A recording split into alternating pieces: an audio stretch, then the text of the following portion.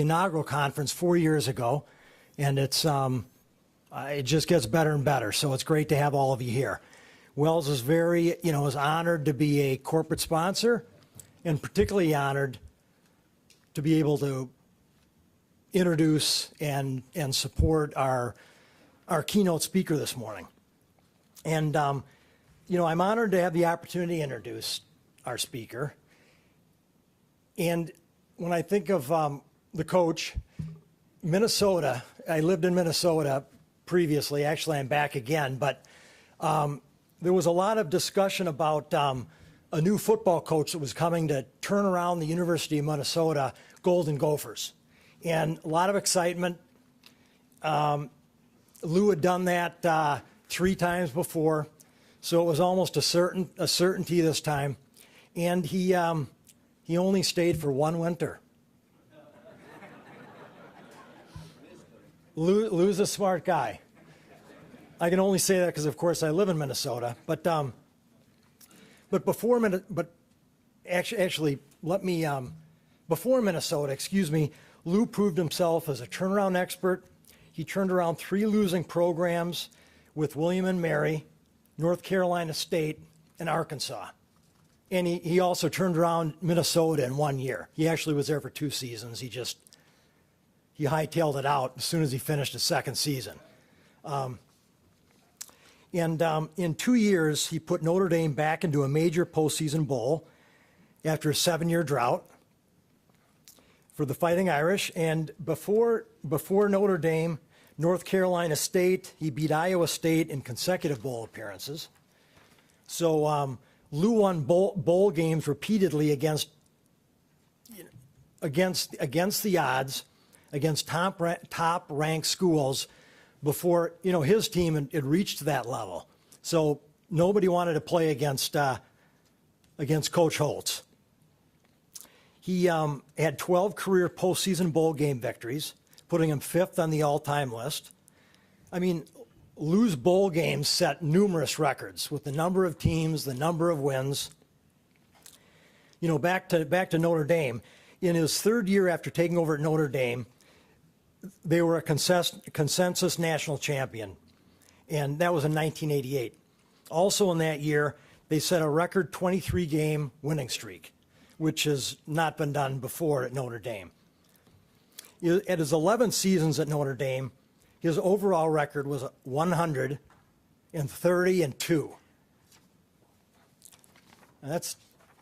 And if I told you the record before, if I had that data up here, you'd really be impressed.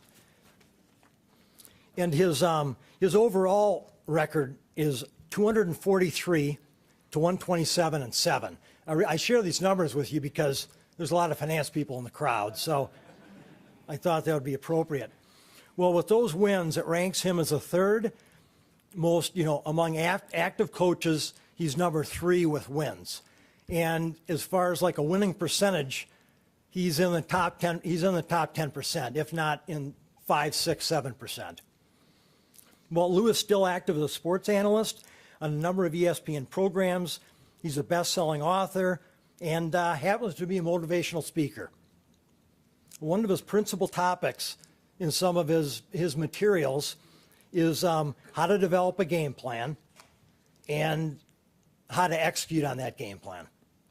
And that's why I think it's perfect that Coach Holtz is here today, given, we've got a challenging environment. We're reassessing our game plans, and it's going to come down to execution, which is critical. So please join me in giving Lou Holtz a warm welcome. Thank you. Thank you, Peter. Thank you, Peter. I appreciate that beautiful introduction. You spent a lot of time preparing on that. And ladies and gentlemen, I could listen to that introduction all day. And just like you, I thought I was going to have to. I think I was. When you got to spend that much time introducing a guy, you're trying to convince him why I'm here. Now, I apologize for them having to move the table back, but ladies and gentlemen, I'm not going to stand behind the podium. I'm not going to preach to you. I'm not going to lecture to you. I'm going to talk to you about things I believe in the bottom of my heart, not something I read about or heard about. The stories I share with you are things that are actually true. So I'm going to speak on things I believe and things I practiced. I'm not going to preach. I'm not going to lecture. First of all, I want to congratulate you on the tremendous success you've had. My wife's a cancer survivor, stage 4. She had squamous cell carcinoma of the throat. She had 83 radiation treatments, 13-hour surgery. Her weight went from 129 to 89. I'm happy to report my wife's doing well now. I don't even pray for her anymore. I pray to her. I mean, my wife's a saint. I'm also aware of the fact that she would not be with us today if it wasn't for the great medical that she received. And I know you have tremendous challenges. I also know you have tremendous problems, difficulties. And I'm not going to sit here and say, hey, I can solve everything. I just want to share with you how we tried to handle it. And you know, a lot of people can be successful. You're successful, you make money. When you die, that ends. But you people have a chance also to be significant. And significant is when you help other people be successful. And that lasts many a lifetime. And I sort of acquaint you with a coach. Nobody comes up and said, hey, thanks for the great effort. All you hear about are the bitches, the moaning, the problems, complaints. Hey, that goes with the territory. But I congratulate you on the tremendous success you've had. Now, 10% of you won't remember 10% of what I said 10 minutes after I said it. But for the 15 minutes allocated to me, I want to share my thoughts and ideas. But before I do that, it'd be important for you to understand who Lou Holtz is not. I'm not a singer. I'm not a dancer. I'm not an entertainer. I'm not an intellect. When I went to high school, I hate to tell you this, but I was in the lower third of my high school class. If it was not for people like me, there could have been no upper half of the class. But I am proud of the fact I was in the upper half of the lower third, if that makes any difference. Somebody said, well, you've written 3 New York Times best-selling books. That is true. You're looking at the only guy in the world who's written more books than he has read. So I bring it. I am a simple individual who's not particularly talented. People say, oh, you must be a good athlete. Not really. I live in Orlando, belong to Bay Hill. One day I played in a shootout there, and I was paired with Arnold Palmer. I was so nervous. I played so poorly. We lost money. I was embarrassed. We're in the locker room after. I said, gee, Arnie, I'm sorry I never played that bad before. He said, oh, you played before, have you? So I'm just a simple individual, nothing complicated. Now, when I went to Notre Dame, and all these stories are true, Father Joyce said, Coach, I can name you the head coach. He said, but don't come here to Notre Dame and think you're going to change him. There are certain things at Notre Dame that we are not going to change. I said, what are they? He said, we don't take red shirts. We don't take transfers. We don't have an athletic dorm, training table. We don't have great facilities. You go play the most difficult schedule we can find. We have the most difficult academic requirements. They aren't going to change. He said, the other thing is not going to change. We have a policy. That the head football coach at Notre Dame is not allowed to make more than the president of Notre Dame. And the president of Notre Dame is the priest that took the vow of poverty. Now, he didn't say anything that would keep us from winning. He didn't say you could only play with 8 and everybody else had 11. What he said, you got problems, you got difficulties, you got obstacles in everything you do. Don't tell people about your problems. 90% don't care. The other 10% are glad you got them, so you're better off to keep your... But we're going to have problems. We're going to have difficulties. That's part of life. It's handling them and coping with them. Then Father Hesburgh said, I can name you the head coach at Notre Dame. I announce to the world, Lou Holtz is the head coach at Notre Dame. What I cannot do, I cannot announce to the world, Lou Holtz is the leader. He said, titles come from above. The players will determine if you're a leader. I said, Father, what do you think makes a leader? He said, if you're going to be a leader of an organization, you have to have a vision where you're going to go. You have to have a plan of how you're going to get there. You got to lead by example. You have to hold people accountable for the choices they make. That's part of being a leader. You got to make sure that everybody in the organization shares the same core values. What holds a country together? What holds a family together? What holds a hospital together, a team? You don't have to like one another, like same. You have to share the same core values. You know, and I'm going to make 5 assumptions about this group here today. Same 5 assumptions I make with my children, I make with our football players. I'm going to assume you want to be successful in your personal life and happy. I'm going to assume you want to be successful in your professional life. I'm going to assume you want to feel needed by other people. Now, I'm going to assume you want to feel secure about your future. And I'm going to assume you want to go to heaven. Now, I have a plan. And I know you have all kinds of symposiums, seminars. I know I've read everything that I could read on this, all the different things you're talking about with the hospitals and doctors, etc. I'm not smart enough, but I do know this. This plan works. You follow this plan, I guarantee you check it once a month on these 5 points. Your life is smoother. As I say, I'm not very complicated. Now, understand this. The speech doesn't have to be long because the Gettysburg Address was only 300 words, and 200 of them were single syllables. And it doesn't have to be complicated. There are only 5 killers. But think what Michelangelo did with those 5 killers. There's only 7 musical notes, but think what Beethoven did to it. So it's not very complicated. I got to keep it simple, but it's something I believe. And there are 5 points of the plan. The first point's the attitude you have. I think the attitude we have is more important than anything else. What's your attitude when you have adversity and you have difficulty? Let me tell you what happened my first year at the University of South Carolina. My wife had her 2nd major cancer surgery. Now I want to pause here and say to you sincerely, if you want some great advice, listen to your spouse. Nobody knows you any better, loves you any more, wants to see you succeed any more, be any more honest with you. My wife's my best friend. 2 summers ago, we were celebrating our 50th wedding anniversary. July 22nd will be our 52nd. And I'm on a golf course. I said, 50 years with my best friend. The guy said, your wife's not your best friend, your dog is. I said, you're wrong. You don't know my wife. My wife's best friend. He said, you're wrong. He said, try this. Lock your dog and your wife in the trunk of the car. Come back in 2 hours and see which one's happy to see you.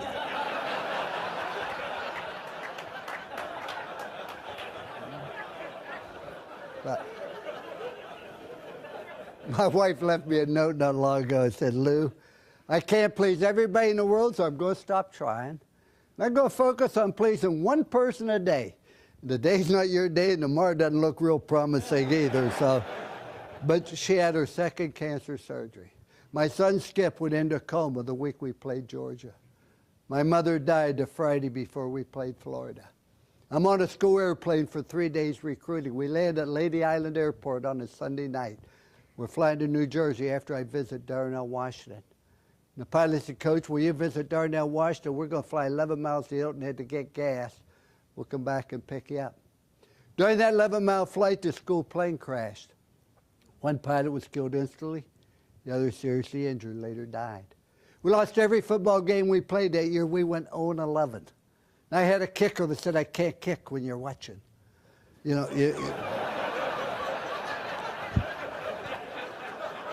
explained to him I was going to be at the games. That's part of the contract. Now, our record was 0-11, but records could be deceiving. We really weren't as good as our record would lead you to believe. You talk about everybody bitching and moaning. The game's asked to buy these 2 old, nasty articles in the paper, nasty call-in shows. Everybody's down on you. I'm in an airport after that first year, and a guy came up and said, anybody tell you look like Lou Holtz? I said, happens all the time. He said, really makes you mad, doesn't it? You're on the bottom lane, gentlemen, you got 2 choices. You stay down or you pick yourself up. You can succeed when no one in the world believes in you. You have no chance to succeed if you do not believe in yourself. I can't begin to tell you how many times I had to get down on my knees, give myself a pep talk, pray for guidance. So when I walked into a team meeting, I walked into a staff meeting. I had a vision where I wanted to go, and I had a plan. I was going to lead by example, and I believed. And 12 months later, 12 months, South Carolina had the 2nd greatest turnaround in the history of NCAA football. We went from the longest losing streak to finishing 17th in the country and beat Ohio State on January 1. Following year, we finished 12th in the country and beat Ohio State again in a bowl game. The point is, you're going to get knocked down. People are going to try to keep you down, but you, and you alone, are responsible for the attitude of that organization. It starts with you, and work down. It does not start at the bottom, and work up. And appreciate your opportunities. When they talk about my background, they slide over the fact I signed a 5-year contract with the New York Jets.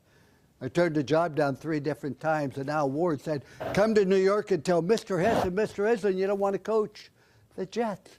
So I go to New York to tell him no. I called my wife at night. She said, you did what? I said, I'm the head coach of the Jets. She said, you went there to turn it down. I said, let's see what it's like. If that didn't work out, we can always go back to intercollegiate athletics. Every time there's a problem, every time there's a difficulty.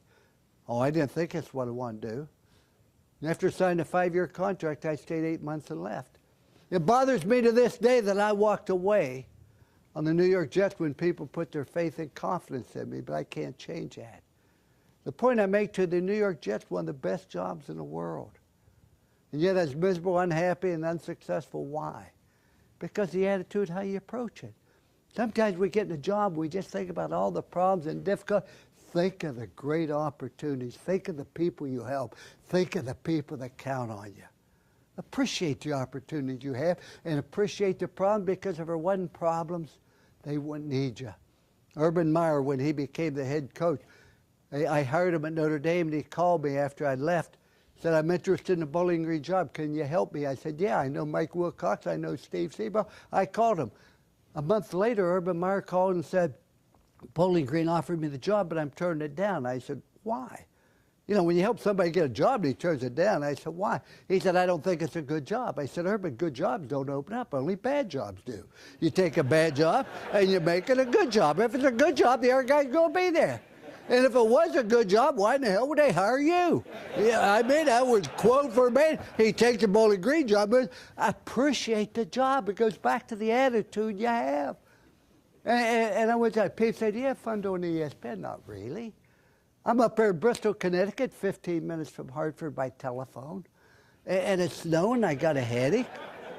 And we have no teleprompter, no script, no rehearsal. I'm on there with a guy named Mark May.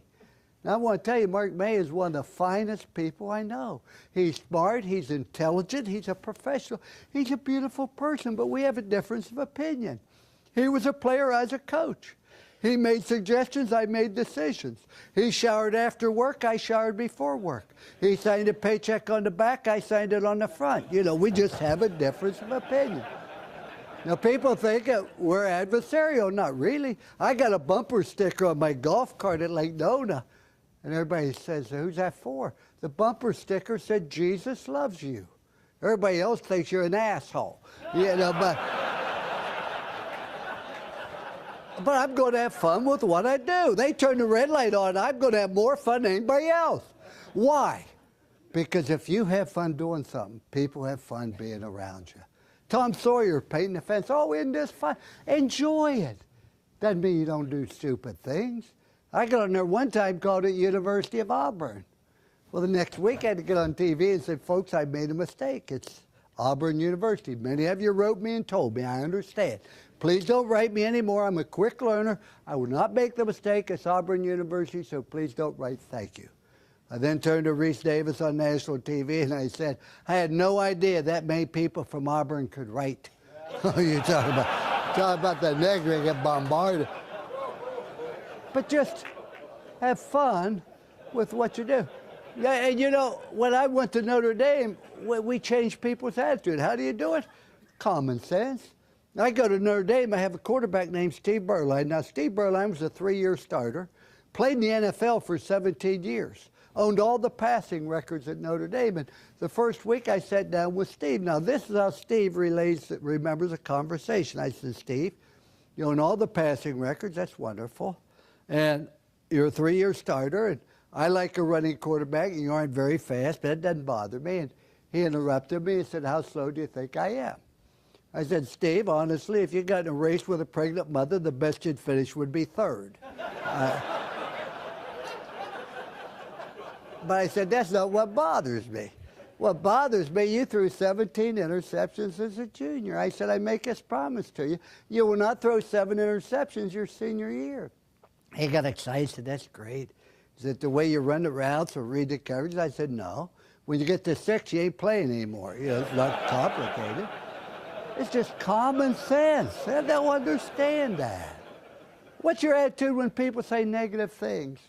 Several years ago, we were taking Notre Dame down to play in the Sugar Bowl against Florida, coached by Steve Spurrier. They're number 2 in the country, I think.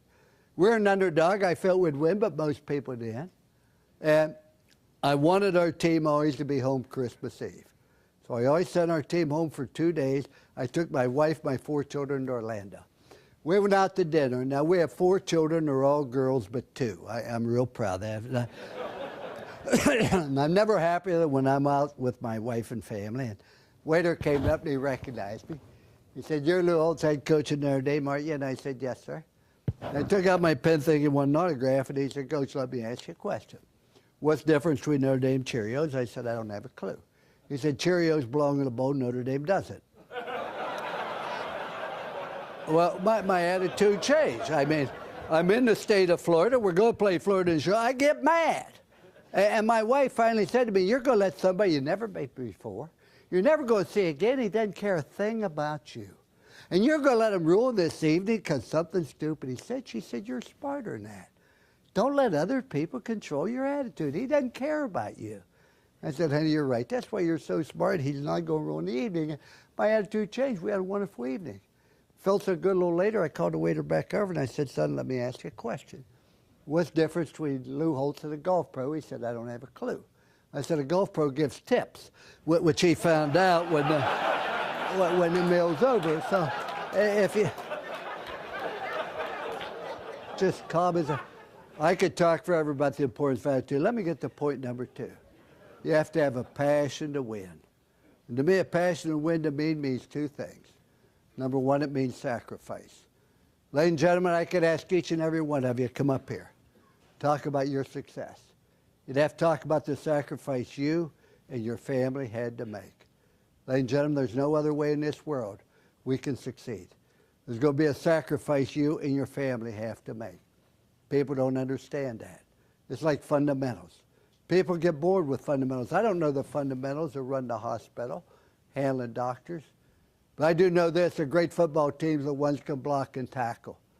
I met a young man that played at Alabama this morning. I guarantee you Bear Bryant's teams blocked and tackled. The great teams are the ones that do the fundamentals. And fundamentals are basic, boring things you have to do day after day in order to be successful. Everybody wants to do the fancy things. So that you win because you fundamentally are sound.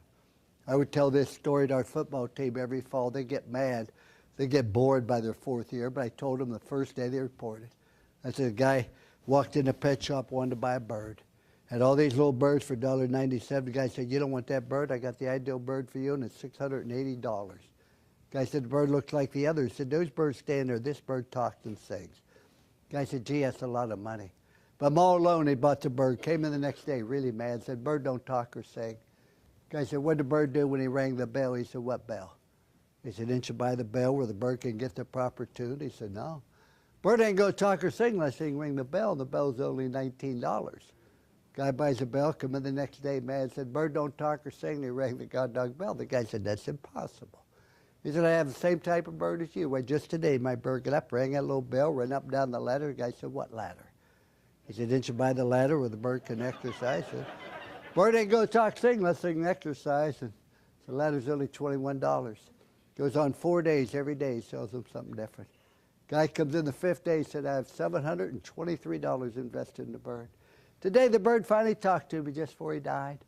Bird got up this morning, rang that little bell, ran up and down that ladder, swung on the swing, looked in the mirror, all the things you sold me. Just before he died, he looked over at me, he said, "Didn't he say you ain't bird seed?" See, we get caught up. Get caught up in all the remember fundamentals. So there's going to be a sacrifice. The other thing, if you have a passion to win, you're going to get rid of all the excuses. Everybody wants to win when the band's playing, the crowd's cheering, the TV lights are on. Question I ask, can you live with losing? Can you live with mediocrity? Can you live with failure? Because, ladies and gentlemen, that tells me exactly you're going to get rid of all the excuses, because people are always going to tell you why you can't do something. There's always going to be problems and difficult and obstacles. I used to have a sign on my desk, "May God give me the courage to change the things I can, the serenity to accept the things I can't, and the wisdom to know the difference between the two." With all the healthcare rules and changes, I don't know what can be changed, what can't, but whatever happens, your obligation is to take wherever we are and make it the very best of our ability in order to serve our people. But I want to tell you right now, that passion, get rid of the reasons why you can't do something.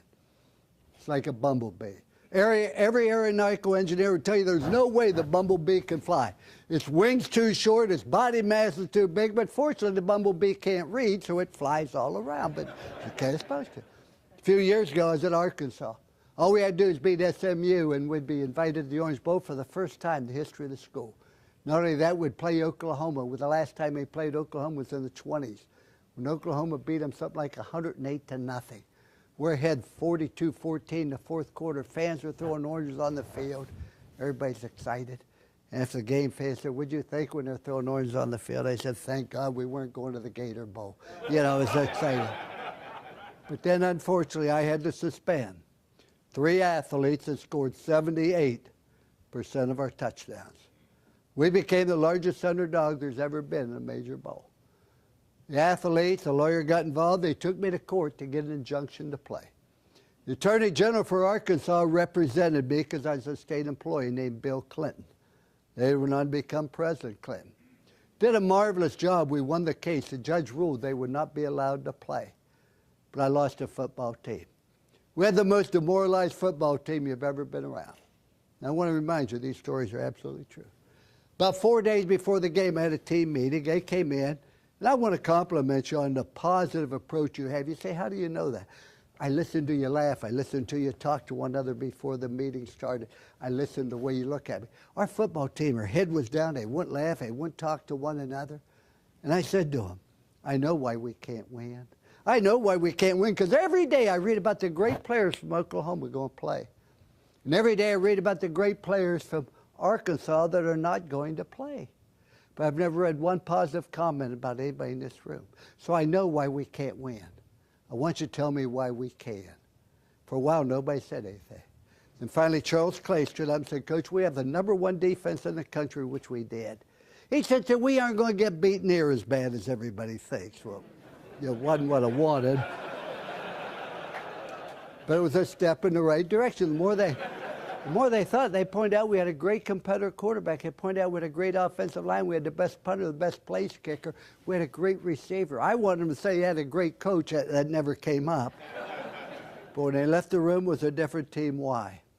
They focused on what we could do. Stop listening to everybody tell us why we couldn't. And that football team was the largest underdog there's ever been in a major bowl. 4 days later, beat Oklahoma, #1 in the country, by a score of 31-6. Not because of coaching, because a group of people start looking at why we could do something instead of listening to everybody tell us why we can't.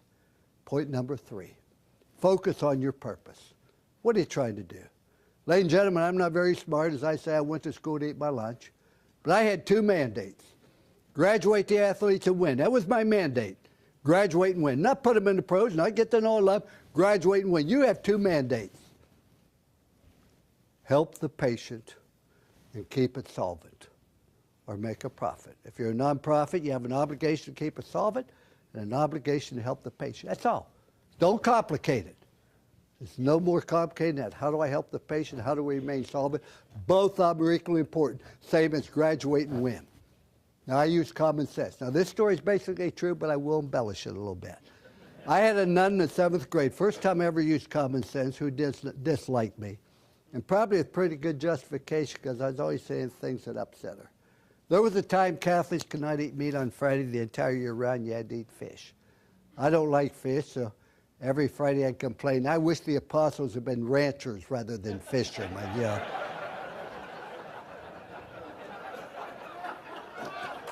Somebody said, "Well, why don't you be a vegetarian?" Vegetarian is an old Indian word which stood for bad hunter. But and they say, and I asked her a question she couldn't answer. Why did Paul keep writing the Corinthians when they never wrote them back? You know what I mean? But we had a test one day, and it was a large test. I finished for everybody else, and I started looking around because most of my paper was blank. I was not trying to cheat, but I didn't want to look at a blank paper. And she thought I was, because she held it in front of the whole class. "Lou Holtz, if I even suspect you of cheating, I'm taking 10% off your grade." I got out the textbook and said, 90 sounds good to me. So just look and say, what's the easiest solution with the circumstance there? And if you are going to satisfy the patients, remain solvent, or satisfy the doctors, remain solvent. you're going to have teamwork. In South Carolina, that first year after 0-11. By January 28th, I said to the team, meet me in the stadium tonight at 10:30. They came out. They weren't happy campers. We had the stadium, 80,000 lights on, nobody there. And after we loosened them up, I brought a huge rope. I said, give me the 15 strongest offense, 15 strongest defense. Immediately had a tug of war. The offense started to win, then the defense started to win. Because they didn't have 15 anymore. They had 20, 25. Pretty soon, the whole team's involved in a tug of war. The offense eventually won. They go, yeah, we won. I said, we cannot win when we pull against each other. It's the last time we do this. I then sat him down in the middle of the field and talked to him about some things on teamwork and applied to your hospitals as well. First point I wanted to make to him, we need each other. We need offense and defense and kicking game. We need coaches. We need trainers. We need players. Ladies and gentlemen, you need doctors and nurses. And we need each other. But we don't have a chance. There's all kind of Hall of Fames, but there's never been a monument built to a team. But a team enables you to accomplish something that nobody can accomplish, regardless how multi-talented they may be.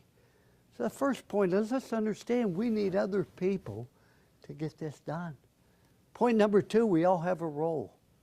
We must do that role to the best of our ability so we don't jeopardize our goal. Our goal is to win.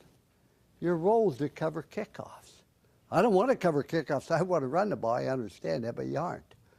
Your job is to cover kickoffs. I expect you to do that to the best of your ability so you don't jeopardize our goal of winning. Your role cannot jeopardize our goal. Ladies and gentlemen, if you want to fail, you have the right to fail. But nobody has the right to cause other people to fail because they don't do everything to the very best of their ability. Whatever your role is, whether you're a doctor, nurse, administrator, custodian, your obligation is to do it to the best of your ability so our goal can be reached. The third point I wanted to make is a challenge escalates. The need for teamwork must elevate. When I was at Notre Dame or South Carolina, who did we play? We played Alabama, Tennessee, Ole Miss, Texas, Miami, Florida, Penn State, Michigan. People said, how do you sleep when you look at that schedule? I said, like a baby. Woke up every 2 hours and cried. I thought, oh, you know. But you don't need teamwork to go 0-11. But you do need teamwork the greater the challenge is, and today, more than ever, there's got to be a teamwork where we're all working for the same purpose. And point number 4, the team must improve. There's 3 ways to improve the team. Number 1, you add good people. You also can improve the team by deleting bad. Who are the bad? The ones who bitch and moan and complain, never have a suggestion. But the most important way a team improves, everybody on the team should be better today than they were yesterday. When you leave this meeting, you should be a better administrator than you were when you arrived. And everybody should learn to do their job better. I'm old, go into coaching now. I'm so old, I don't even buy green bananas anymore. But if I did, I'd be a better coach than I've ever been before, because you should learn every day. And the most important way the team improves is not by adding people, by everybody on the team getting better. And you can't have a weak link on the team. I could go on and on, but those are just some points.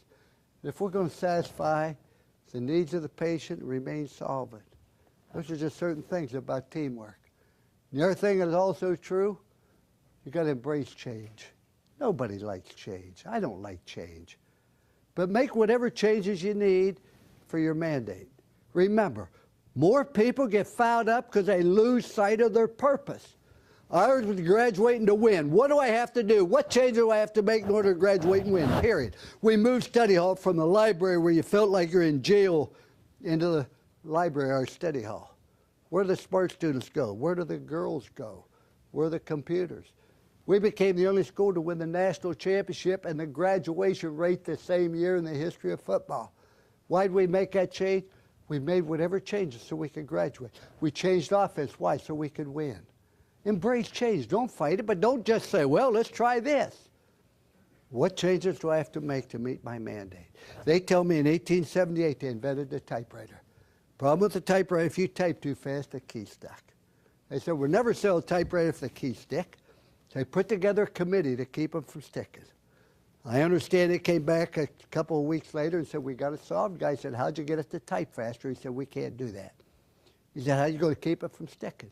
He said, we're going to force the people to type slower. He said, how are you going to do that? He said, we're going to hide the letters on the keypad. We'll put A up there, we'll put B down here, we'll put Q there, and we'll put R there. Didn't you wonder why the letters on the keypad are screwed up? So you couldn't type fast. Today, no matter how fast you type, the keys won't stick. Oh, don't change that, see, because I'm used to that. Ladies and gentlemen, don't fight change, but embrace any change that allows you to meet your mandate. That's why it's so important to always stay clear.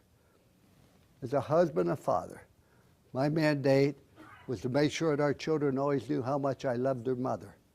More important, loving them. That's just basic fundamental. That's my mandate as a father, because it gave them a sense of security. I could talk forever about understanding your mandate. Let me get to point number 4. You got to be a dreamer. Great leaders are dreamers. Martin Luther King stood up in front of 100,000 people and made one of the 10 famous speeches in the history of the world, where he said, I have a dream. And one man had a dream, and he got up and he believed it. He motivated this country and inspired this country and changed it for the better. Think about it, one man. In all due respect to Martin Luther King, do you think that speech would have had the same effect? And he stood up and said, I have a strategic plan, I was you. Strategic plans don't excite people. Having dreams do. I know you've heard me say this before, but just very briefly. I never had any goals. When I was a youngster, all I wanted to do was be a garbage collector because they only worked on Tuesdays. I thought that's a good deal. But I go to South Carolina. I'm there a couple of months. My wife's 8 months pregnant with her 3rd child. Spent every cent we had in the bank for a down payment on a home. I'm there 1 month. I go there under a guy named Marvin Bass. I get up on a Monday morning. The headline of the state paper reads, Marvin Bass resigns. I said to my wife, well, I wonder if he's related to my coach. An hour later, I'm unemployed. They hired Paul Dietzel. I didn't know Paul Dietzel, didn't know he's South Carolina. I'm unemployed. I had him out of a job after my wife gave birth to Kevin, who's now a lawyer. When I got out of Notre Dame Law School, I said, what's the most important thing you learned in law school? He said, if somebody's going to go to jail, make sure it's your client, not you. I said, that's good advice, son. Don't ever forget that. But I'm a stay-at-home dad feeling defeated. My wife went to work as an X-ray technician, which is her chosen profession. And she had bought me this book, The Magic of Thinking Big by David Schwartz. I never read. One day, the children taking a nap, I got the book and did what he asked me to do, made 5 columns, things I want to do as a husband and father. Column number 2, things I want to do religiously. God's important in my life, but I don't preach it, I don't lecture it. But I hope the way I live my life reflects the faith I have in God. Column number 3 was things I wanted to accomplish financially. Column number 4 was things I wanted to do professionally. I wanted to be a head coach. I wanted to coach at Notre Dame. I wanted to win a national championship. I wanted to go in the Hall of Fame. Column number 5 was things I wanted to do for excitement. I'm unemployed. First thing I put down, I wanted to jump off an airplane. I was an officer in the Army, and I learned more in the military than I ever learned in the college classroom. And on June 3rd to June 10th, I'll be going to Afghanistan. I went to Iraq 2 years ago. I'll be going to visit with the troops this year. I appreciate the sacrifice they make. I had a football player say to me one time, I'm tired of everybody telling me what to do. I'm going to join the Marines. Oh, yeah, how'd that work out for you? Then I wanted to land on an aircraft carrier, and I wanted to go on a submarine. I wanted to be on the Tonight Show with Johnny Carson. I wanted to go whitewater raft on the Snake River. I wanted to make a home run. I wanted to go to the White House for dinner. I wanted to visit with the Pope. I wanted to go to Pamplona and run with the bulls with a slower person. And I had 107 of them. My wife came home. I said, we're going to do them all, and that's when she had to get a job. So we made it 108. Now there's 108. I've done 102 of them. I've done everything I mentioned except run with the bulls. My youngest son's done that. So, ladies and gentlemen, don't go through life and be a spectator. Be a participant. Everybody needs 4 things in your life. If you don't have 4 things in your life, you're going to feel a tremendous void. Everybody needs something to do. Everybody needs someone to love and someone to love them. Everybody needs someone to believe in. And everybody needs something to hope for. Having something to hope for, ladies and gentlemen, is absolutely critical. And that's why dreams are so important, where you want to go. And don't make the mistake I made. I've done a lot of dumb things, but let me tell you the one thing I truly regret. I went to Notre Dame, took a program on the bottom, we took at the very top. And for 9 straight years, we went to a January 1 Bowl, sugar, cotton, orange, or fiesta. Nobody's done it before or since. For 10 straight years, we went into November with a chance to win the national championship. We took that program on top and we maintained it. It's the thing I regret more than anything else. There's a rule life said you're either growing or you're dying. The tree's either growing or it's dying. So's grass, so's a marriage, so's a bed, so's a person. Doesn't have a thing to do with age. I'm so old now, my birthday candles cost more than a cake, but what is critical? We went and we took that program on top, and you get on top and you say, this is pretty good. Let's maintain this. We finished second in the country at Notre Dame. You know, everybody called me an idiot. That idiot finished second. Guy finishes last in medical school, they call him doctor. That doesn't seem like that's fair, but that's life. But you get on top and you say, you know, everybody criticizes you. Let's not risk it. Let's not just, we got a good life here. Boy, we're on top. Let's maintain it. And whenever you maintain anything, never come up with a new idea, never have a reason to celebrate, you have no excitement. When I left the University of Notre Dame, I never thought I'd coach again. Where do you go from Notre Dame? According to my mother, go directly to heaven, you sit by the Pope. You don't coach. Then I went to live in a town where the average age is deceased. And what I found out, I wasn't tired of coaching. I was tired of maintaining. And the more successful you are, you reach a point and say, let's not risk what we've got. Let's maintain. That's why it's so important to have something to hope for. And point number 5 out of the 5 points of the plan, I talked about attitude, about a passion to win, which is sacrifice, get rid of excuses, about understand what your mandate is, about having goals, but the 5th one, make good choices. Ladies and gentlemen, wherever you are in this world, good or bad, because of choices you make. I would tell the athletes, choose to do drugs, drop out of school, join a gang, get tattoos all over. You're choosing to have difficulties in life. Make good choices. That's all it is.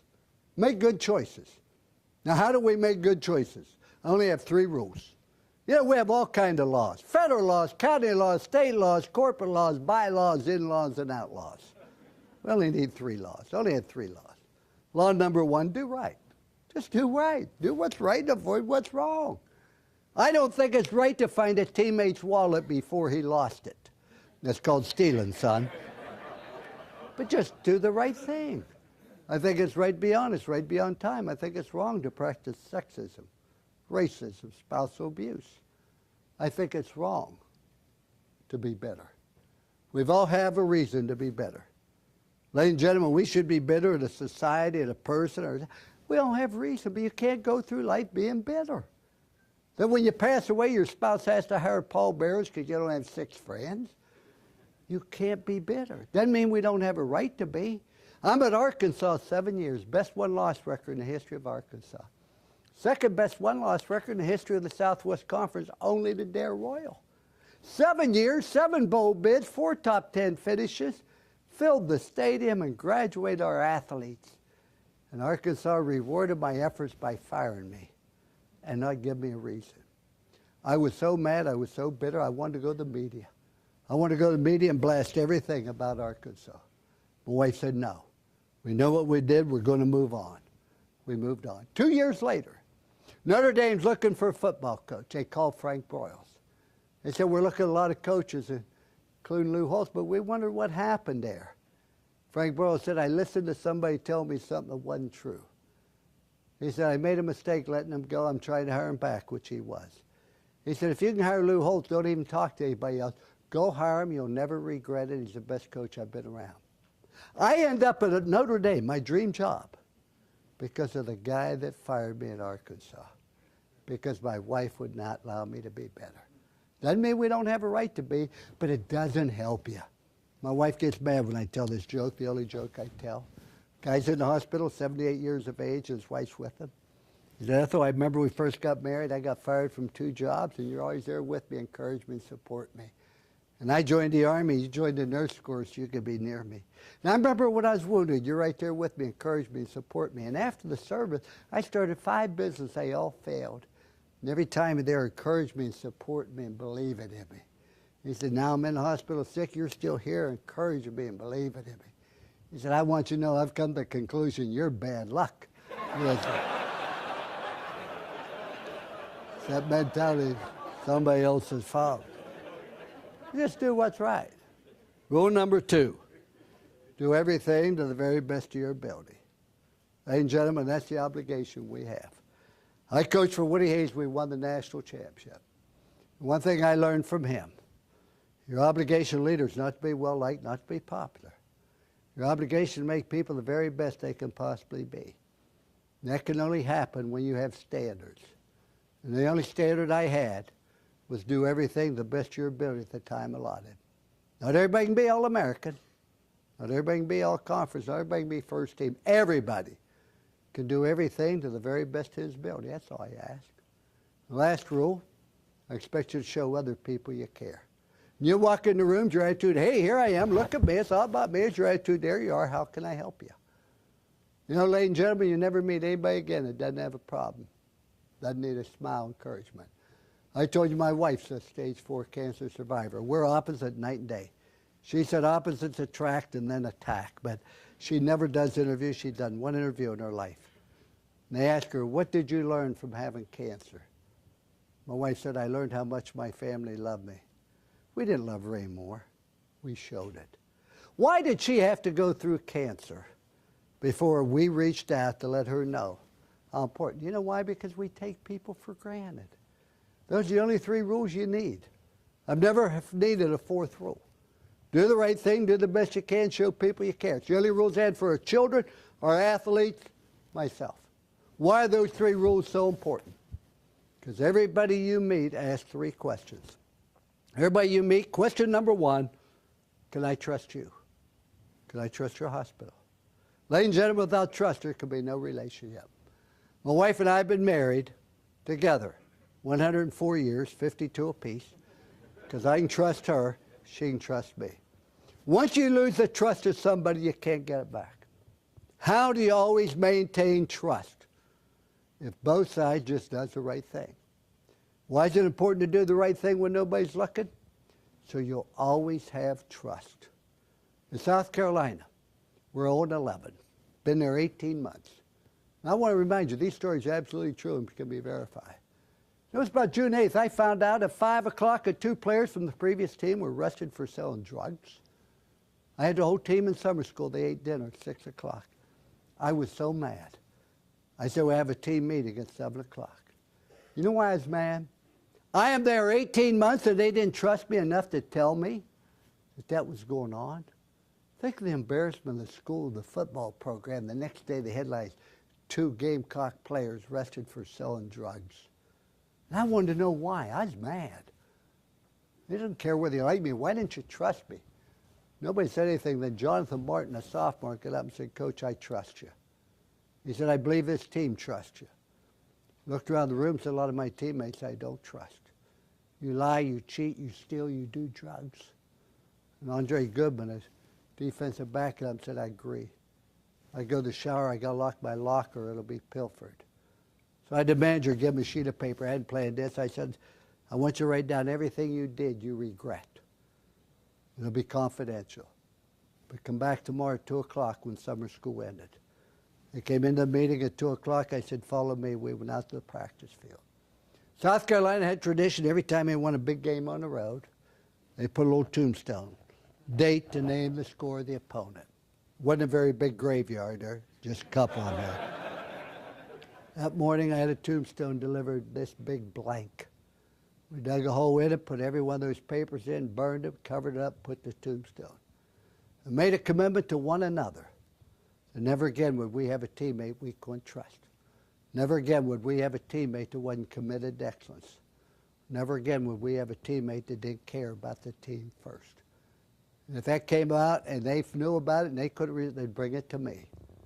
6 months later, South Carolina had the second greatest turnaround in the history of NCAA football, not because of coaching.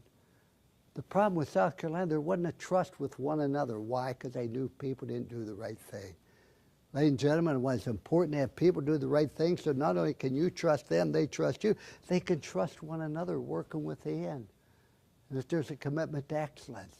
Because that's the second question everybody asks, do you want to be good? You can have all the slogans you want. First will be best, then will be first. You said the message whether you're committed to excellence by the standard you have. In South Carolina, Notre Dame, We're undefeated. We play Stanford. We're ahead 16-0. We get beat. We blew it. I was so mad I couldn't sleep. I went out Monday and I said, I want to tell you why we lost. Because of me. Because I started lowering the standards. I started accepting less than the best you're capable of doing. It's my fault, but that's changing. If I murder tonight, police won't even investigate it because you'll all be a suspect. We had an All-American guard. Aaron Taylor was injured. We had a very physical practice. Didn't take very long into practice to realize that second-string left guard was just going through the motions. I stopped practice. I said, what gives you the right to jeopardize your team's chances? The other 10 guys playing their heart out with nothing to show for it because his man made every play. I was so mad. Why? He couldn't give an explanation. I said, go stand on the sideline. Third-string left guard jumped in. I said, no, we're going to play without a left guard. Players looked at me crazy. I said, we'll play with Tim. We ran a play, and a guy came through the vacant area, hit Reggie Brooks as soon as he got the ball. Moment of silence, Reggie started to moan. He couldn't see. It scares you. Turned his helmet around. He was fine and came back to huddle. After 3 plays, the same results had open rebellion. I said, what's wrong? What's wrong? We don't have a left guard. I said, when did you notice? And he said, 3 plays. I said, we haven't had one all day. I'm tired of pretenders. I'm tired of imposters. I'm tired of impersonators. I said, we played last Saturday with 8 players and 3 imposters. I rather played with 8. Oh, we would have lost. But everybody said, wow, if we had 11 like them, nobody beat us. We never lost again for our next 17 straight games. Our last 5 games that year, we played 5 nationally ranked teams. Our average margin of victory was 17 points. So, ladies and gentlemen, don't be an imposter. Don't be an impersonator. Just do everything to the best of your ability. And the last thing is show people you care. My time's rapidly running down. We have 2 types of people, those that lift up and those that pull down. We have husband coaches. The only way you can lift people up is when your self-confidence is good. What I found by following those 3 rules, your self-confidence goes because you get confident in yourself. So, ladies and gentlemen, there isn't anything complicated about it. I do full Ralph magic. I like to do a simple trick for you. Just like any other newspaper, you have front page for people who want to read the news. You have the comics for people who can't read. And we have the editorial page for people who can't think. But here's what I want you to do. I want you to take 2 people, can be anybody in this world. Take somebody you love, admire, and respect. Put these 3 questions on both people. Simple yes or no. Can you trust them? Yes or no. Are they committed to excellence? Yes or no.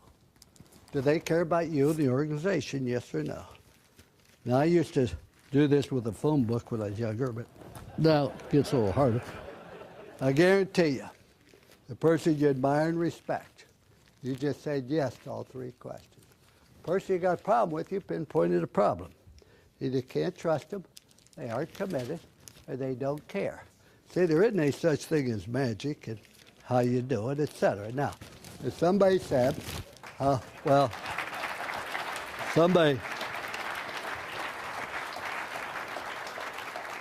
somebody said, how do you do that? Perfectly, I thought. But in any event, I wake up in the middle of the night screaming because I can't figure it out. But the point is this, ladies and gentlemen, the person you admire and respect, you said yes to all 3 questions. The person you got a problem with, you pinpointed the problem. You can't trust me, aren't committed, they don't care. Now, there's a statue of me at Notre Dame at the Lou Holtz Gate D. I guess they need a place for the pigeons to land, but if you ever go there, don't look at the statue, look at the base of it. There's 3 words on the pedestal: trust, commitment, love. I didn't put them there. Notre Dame put them there, and our players put them there, because those were the core values. Those were the 3 rules. And if you follow those 3 rules, you will always make good choices. You make good choices, life's easy. Now, did everybody always follow those 3 rules? No. But when they did, I'd sit them down and say, I don't believe that's the best you can do, and here's why. You got an A in Spanish 1, you're getting a D in Spanish 2. You missed class 3 times, study all twice, tutor once. I want to know why. I did not attack the performer, but I did attack the performance. You never want to attack the performer, but you have an obligation, leader, to attack the performance. And remember, when people need love and understanding the most, is usually when they deserve it the least. When I stood up here, I knew 10% of you wouldn't remember 10% of what said 10 minutes after I said it. But for the last 53 minutes, you give me your most prized possession, and I didn't mean to talk that long, but it's your fault. If you gotten up and moved out, I quit a long time ago. But the things I shared with you are things I believe in the bottom of my heart. I've never found a need for any more than those 5 points. As I said, doesn't have to be complicated. 5 colors and 7 musical notes. But the attitude we have, point number 2, is having a passion to win. Point number 3, understanding your mandate. Number 4, you need 4 things in your life: something to believe in, something to do, something to hope for. And the last thing is making good choices. I leave with this very last thought. You want to be happy for an hour? Eat a steak. Want to be happy for a week? Yeah, sure. You want to be happy for an hour? Eat a steak. You want to be happy for a day? Play golf. You want to be happy for a week? Go on a cruise. To me, going on a cruise is like being in jail, except you have a chance to drown, but that's up to you. Want to be happy for a month? Buy a new car. Want to be happy for a year? Win the lottery. Want to be happy for a lifetime? Help other people be successful. Thank you so much. You've been most kind. Congratulations again. Thank you very much. Just fantastic. Thank you.